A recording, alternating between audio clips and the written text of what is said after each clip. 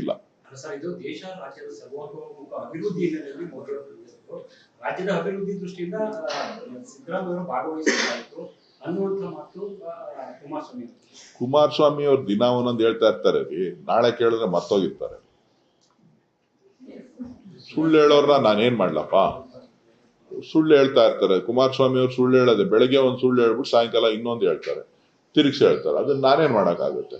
ಕುಮಾರಸ್ವಾಮಿ ಅವರು ಡೆಲ್ಲಿ ಕೂತಿದ್ದಾರೆ. ಅವರೇ ಕರ್ನಾಟಕದ ಅವರೇ ಮುಖ್ಯಮಂತ್ರಿ ಆಗಿದ್ದವರು, 2 ಸಾರಿ ಅನುಭವ ಇದೆ.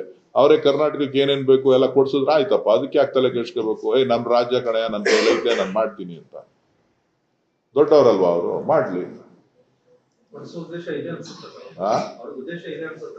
ಯಾವ ತರ ಕರ್ನಾಟಕಕ್ಕೆ ಅನುದಾನ ಕೊಡಿಸುವ ಉದ್ದೇಶ ಇದೆ ಅದನ್ನ ನೀವು ಅವ್ರನ್ನ ಕೇಳಿ. Thank you. ಅವ್ರ ವಿರುದ್ಧ ಮತ್ತೊಂದು FIR ಆಗಿದ್ಯಾ? ಬಿಜೆಪಿ ನಾಯಕರನ್ನೇ ಕೇಳ್ಬೇಕು, ಅಶೋಕ್ನ ಕೇಳ್ಬೇಕು, ಇವ್ರು ಯಾರು ವಿಜೇಂದ್ರನ್ ಕೇಳ್ಬೇಕು. ಬಿಜೆಪಿ ಕಾರ್ಯಕರ್ತರ ಮೇಲೆ ನಡೆದಿರ್ತಕ್ಕಂಥ ದೌರ್ಜನ್ಯಕ್ಕೆ ಸದ್ಯತ ಅಂತ ಅಸಮರ್ಥ ಅಧ್ಯಕ್ಷರು, ಅಸಮರ್ಥ ವಿರೋಧ ಪಕ್ಷದ ನಾಯಕರು.